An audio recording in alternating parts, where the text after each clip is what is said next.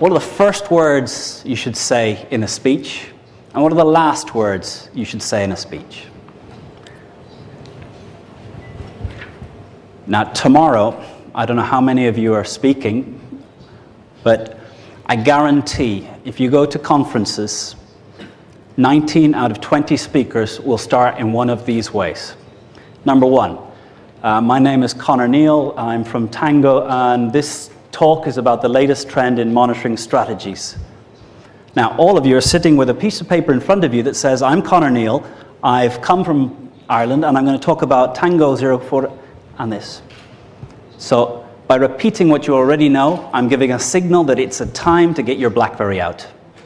I've just signaled that this talk is opportunity to reconnect with BlackBerry, make sure the office is okay, maybe get some plans together for the weekend.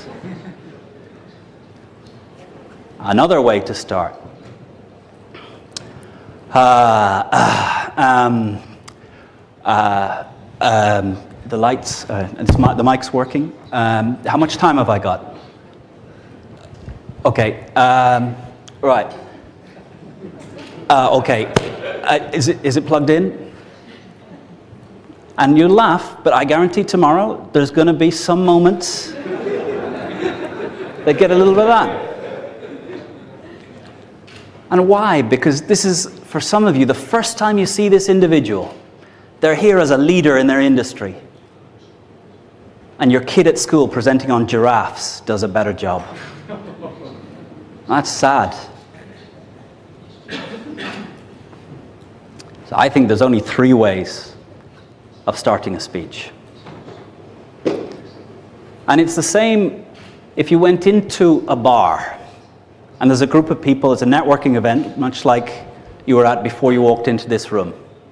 And maybe I came up to a group, this group of 3 people are having a little conversation. I walk in and I say, hi, I'm Connor, I'm Irish, 38 years old. I have an interest in sailing, I like running. And they've walked away. So how do you get people to engage with you when you're networking? So in networking, the best thing you can do is walk up. I think we know someone in common. Try and walk away when someone comes up and says that to you. Hopefully you've done your research so you do know that you know someone in common, but with LinkedIn, you can find out who knows who on anyone you want. So, how to start a speech? First way, with a question that matters to the audience.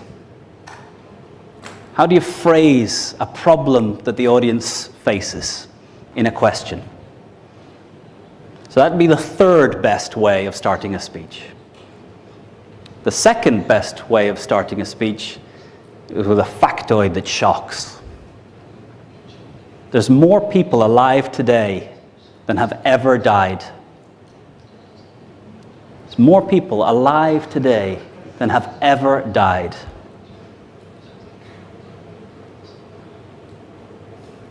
So there's a lot of speeches that can follow on from there. Every 2 minutes,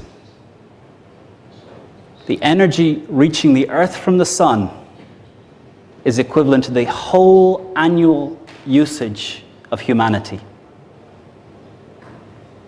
All the energy, all the cars, everything moving, all the lighting, all the air conditioning of the world in 1 year is equivalent to 2 minutes of sun. Does that change how you think about energy? So, what's a fact that shocks the audience into rethinking? And Google has transformed your ability to get at these facts. Given 2 or 3 minutes, you can find out, 1, whether anything I've said is true, but you trust me because I look the part and I'm from ESA. Those are, in fact, 2 true facts. I usually get someone come up to me at the end, are you sure? How do they measure dead and alive? But it's true. And it's not even close.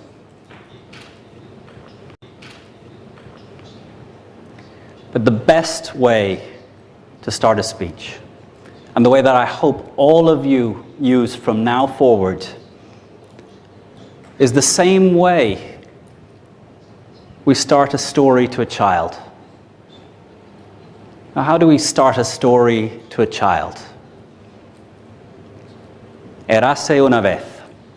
Once upon a time. And what happens when you say once upon a time? I can tell you what happens when I say once upon a time. My daughter leans forward, gets ready to hear, engages. And we were all trained as kids to know when a story's coming. We also know when a teacher is about to deliver a 40-minute boring lecture that has no impact on our lives. But in business, you don't hear Jack Welch saying once upon a time. Steve Jobs doesn't start his speeches once upon a time. So there's a grown-up way of saying once upon a time. And if you listen to the conversations that are interesting around you at a dinner table, in a networking event, if you listen to the people that are gathering, the group of 8 that are listening to them, the way they're talking is different. The way they start is different. The way you tell stories as an adult is, in October, it was the last time I was in this room. There were 120 people in the room, and I was having a little conversation with one of the world experts on public speaking. And he said something to me. He said something to me that's had me thinking ever since. He said something to me that changed what I think about what's important in speaking. So now I can pause for about 30 seconds, 2-3 minutes, and you want to know what he said. So, in speaking in sales, we assume self-interest. So if you can tell a story from your own life that connects you to why this topic is important to you, why you first joined the company, when you first saw someone benefit, and you saw how their life was changed. And I think here, exploring what quality of life means for you. In your business, how do you affect quality of life for a customer? Because that's where the stories that will start to connect you to the audience will come from. Because stories are about people. They're not about objects, they're not about things. It's about the people behind the things. If you want to tell a good story about Tango, don't talk about the software. Talk about the people who built the software, what they do, how they are, what's important to them, what they sacrifice.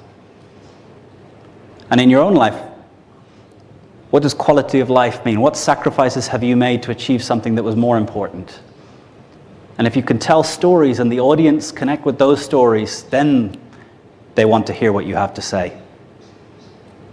And all the reasons and all the benefits, they're all written in the document and in the PowerPoint.